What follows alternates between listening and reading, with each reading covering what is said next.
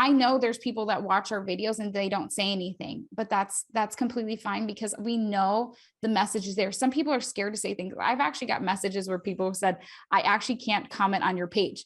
And Christina might actually know this. When I was doing Gavin's page, I had a lot of people write and say, I actually can't, midwives. I had midwives writing to me saying, I agree with you and I can't even like your page and I can't comment on your page because they will see me and they will out me.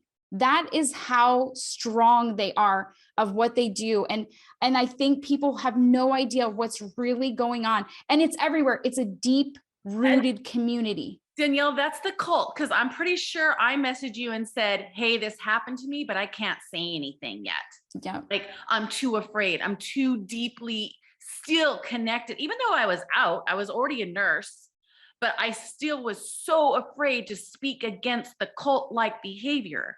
Like it's huge. It's like a society. Like it's, yeah. I can't even, the words aren't, I can't even come up with a big enough vocabulary to say how deep this cult is in this brainwashing and this gaslighting that you live in and you think it's normal. You guys, it's not normal. It's not normal. It's big. Christina, we've noticed how big it is too.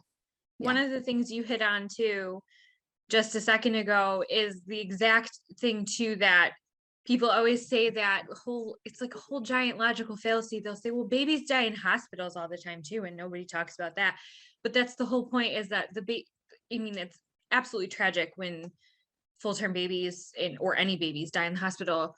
When babies die in hospitals, it's because the vast majority of the time, these aren't just healthy babies that just died in a hospital birth. They died because they had an underlying condition during a pregnancy, or they had something serious that was going to occur. And there might be a small percentage that have some birth traumas that were normal, healthy babies that did die. I work in a level 4 NICU. Okay, I see resuscitations. I do resuscitations. I perform them.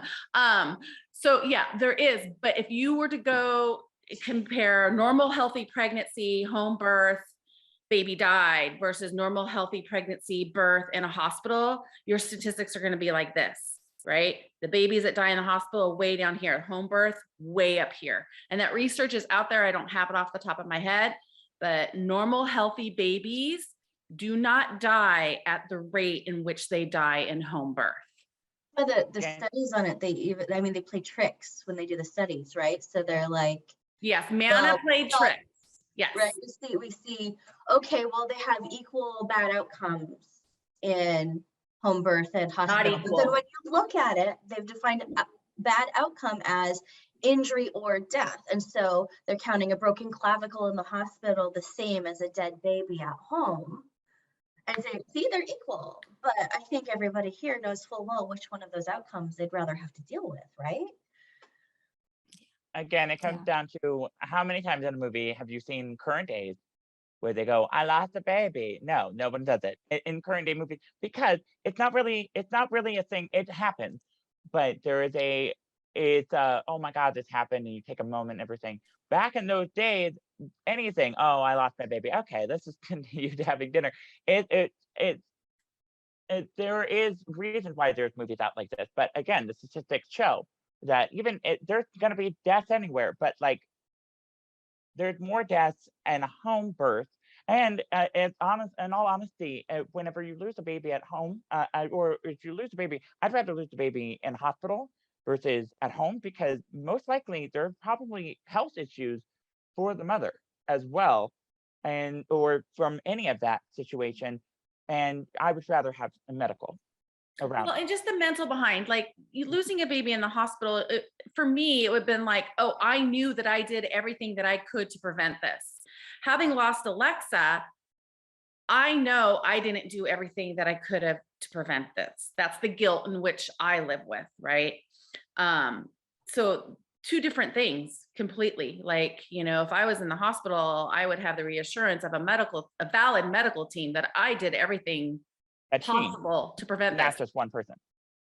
right. Oh, it's not just one person. Trust One me. person, yeah, not your midwife. It's a team. Not your A midwife whole and maybe bunch some of people. doula assistant who's a student who's never seen it before, right? In the hospital, we have respiratory therapists, you have your nurses, you have your physicians, you have your residents, your fellows, your attendings, depending on the level of hospital that you're at. Like, probably more than one respiratory therapist, definitely more than one nurse, a whole team coming to save this baby. It's not just one or two people, and then maybe no. 911.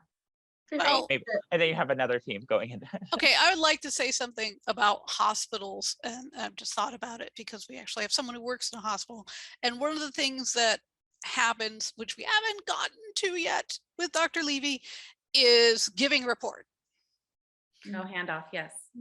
You're going to give report to the next shift coming on, and they're going to have questions, and you're going to answer them.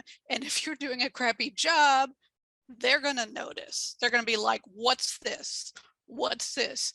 Have you done this? Why haven't you done this? What is going on with this patient? And, if you're just sitting there going, well, I was kind of busy and it didn't seem important, you're going to get, there will be consequences, even if it's just dirty looks. Well, and what you're talking about is fresh eyes, right? Yeah. So, and I think, I'm not going to give Christy any benefit of the doubt, but I think she went to the internet to find fresh eyes because she wanted validation. Maybe she wanted validation, She but wanted validation. yeah, but that's true. Like if I have a baby that's crumping, I am going to go talk to my colleagues and go, help me. I'm obviously missing something. What am I missing? It's always a collaborative effort in the hospital. Always. It's never just one or two people. Also, you're getting to not validation, but accountability there, right? Yeah. At a hospital, there are levels and levels and levels of accountability, right? Like, you have a resident, they have an attending. So there's levels there, right? And then there's also something I hear all the time on the groups and stuff is, the doctor's just trying to avoid a lawsuit. Well, there's no lawsuit if something doesn't go wrong. So if the doctor was just trying to avoid a lawsuit, that's a kind of accountability. The doctor is also trying to avoid a bad outcome because there won't be a lawsuit if there's no bad outcome.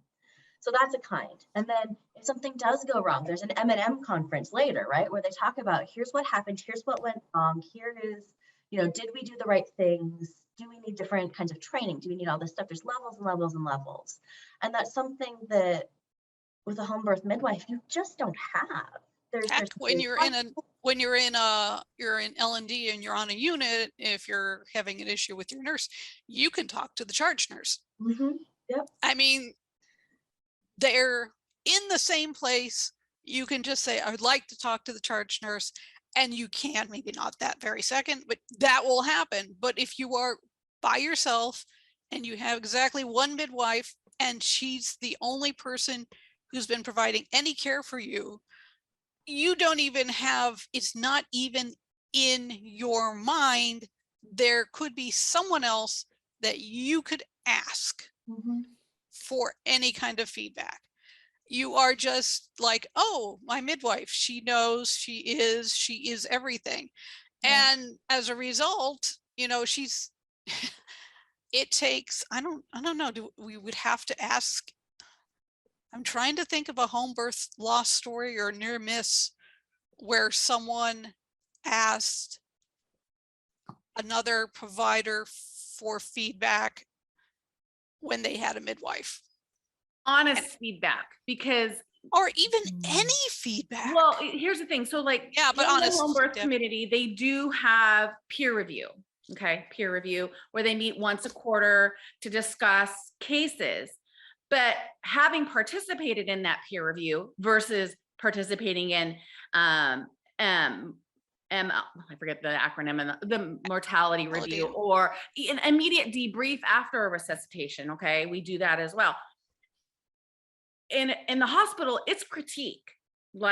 Did we follow NRP? Was this correct? What could we have done better? Should we have done this sooner? And it's honest feedback without judgment. Peer review, it's basically feeding your ego. Oh, yes, you did everything right. It's not actual critique, okay? I've been there. It is not. It's about feeding ego. Mhm. right? Versus in a hospital setting where I've done both. It's not feeding ego, it's critique. Maybe we could have bagged this baby. Maybe we could have done Mr. Sopa a little bit different. Maybe we should have gone an IV in sooner. Those are the things that we talk about, right? Maybe we should have called for extra help sooner. Or, this was good. Or maybe we need to call out our times better so we have a better recording of like when we gave epinephrine, when we gave volume, when we gave, all those things. Like that would never be discussed at a peer review. They probably wouldn't even know what to do, to be honest with you. But And the records are huge chunked. difference. And people need to realize when they are making the choice to have a home birth with a lay midwife, you're not going to get that level of care. It is completely impossible. Well, and something that strikes me with Danielle's story is that even when there was, let's call it a second opinion, it wasn't one delivered to Danielle except through the same midwife, right? When I gave birth in a teaching hospital.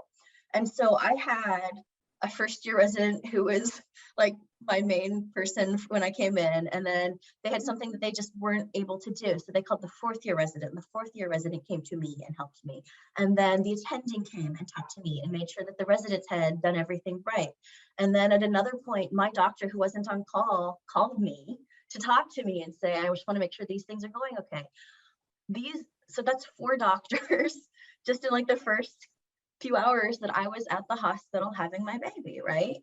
And they all talked to me directly, and I had multiple nurses who talked to me directly. And I think with the midwife model, it's presented a lot of the time as, oh, this is a benefit. You have this like personal care of this one contact person who's always with you and they always help you.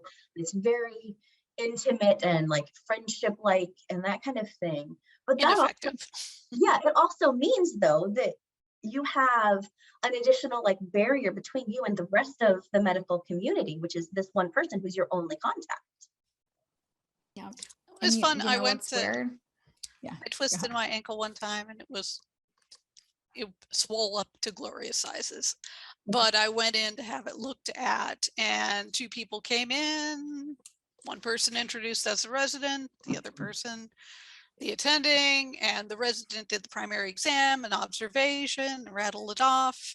And the attending was like watching like a hawk the entire time. When he finished the exam and the observations, the attending showed him a couple things he might have missed, said blah, blah, blah. And I was like, people are like, I didn't want to see a resident. It's like, yeah, but if you get one of those quote unquote student midwives at your birth, trust me, the midwife is not going to be sitting there watching like a hawk, making sure they are doing everything perfect, catching everything they should. Because nobody is more up to date than a resident. And then they also have an attending who has to sign off on them. So you get like the new up-to-date doctor and a second opinion basically from the experienced doctor just automatically. I love seeing residents. It's great. But and it also goes down to what happens when all those doctors are dead. You're going to need new people, and those people need to learn too. So I mean, I go to get my teeth done at a university. I don't mind it because those people are going to have to go off and do people's teeth, and so I don't mind doing that. But that's what it comes down to. Everyone dies eventually, and what happens when they're gone? And yeah, that's just my opinion on it. The university is going to have the newest, shiniest toys to play with. Exactly. Oh my gosh! I saw the magnifier glasses with their built-in lights, and I was like, oh my gosh, those are so cool. Why didn't we have those 10 years ago? If you're going to be staring at someone's mouth all day.